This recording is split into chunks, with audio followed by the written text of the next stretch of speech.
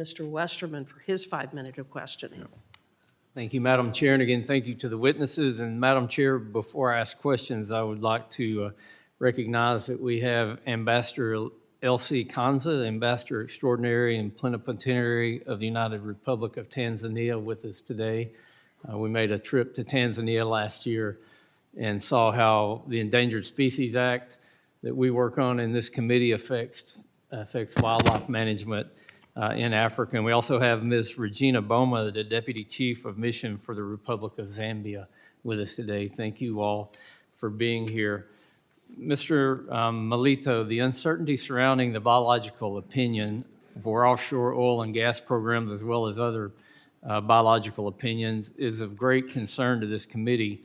How would the ESA permitting reforms proposed today, especially the requirement for retrospective review of modifications made to BIOPS, provide more certainty?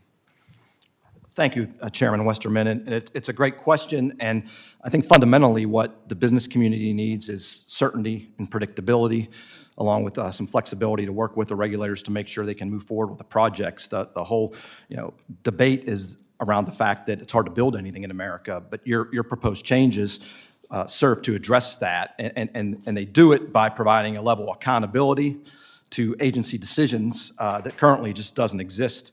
While the current BIOP in some respects is workable, and we can go out there and operate and produce the energy America relies upon, it has some provisions that are problematic to the industry and provide little conservation benefit to the species.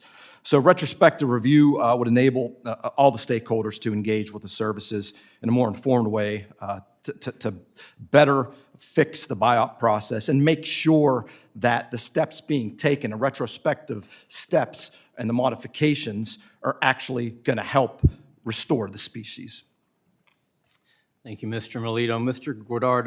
Guardado, your testimony highlights the ongoing disputes with NOAA over the critical habitat designation for Southern California steelhead. What kind of analysis has United Water done to prove that not only does this species not exist in your area, but in fact, they probably never existed in your area?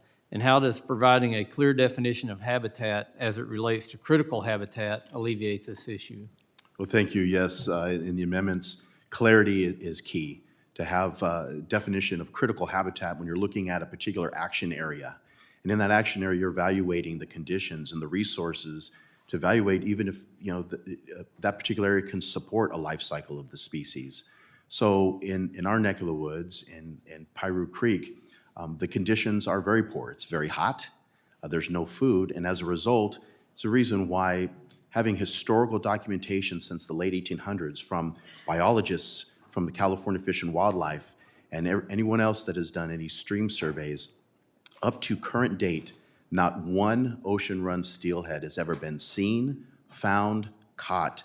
And despite all of this, despite the poor conditions for any survival of steelhead and the fact that they haven't been there to begin with, the National Marine Fisheries Service digs their heels in and is requiring us to put fish passage around, through, above our dam. They've designated critical habitat in an area that's unoccupied, that has been unoccupied for decades based on historical records. As a result, we're looking at hundreds of millions of dollars just in mitigation requirements for that facility alone. And I think even more importantly, we run the risk of public safety. We have two very important public safety projects in our outlet works and our spillway upgrade. NIMS is getting in the way of that.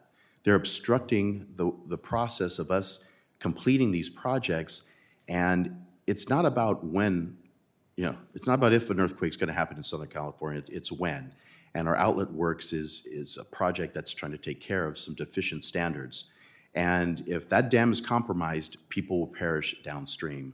So in our region, we don't have an ESA inconvenience issue. We have a regulatory malfeasance issue. Thank you, Dr. Roberts. And first I want to go back to something my friend Mr. Huffman from California said that I totally agree with. The Endangered Species Act has been extremely successful in preventing extinction. Nobody denies that. But our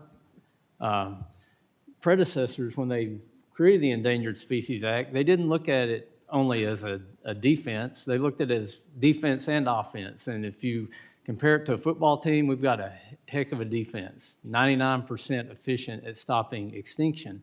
But when you look at the offensive side of it, in recovering species, it's dismal. Only 3% of listed species have ever been recovered and been delisted, and only 4% of listed species are even making positive progress. Isn't this a sign that we need to better improve incentives for recovery, that maybe we need to fire the offensive coordinator and put a new offense in and maybe even get some different players? And how can capturing the full potential of utilizing 4D as an off-ramp to state management help improve buy-in from public and aid in species recovery?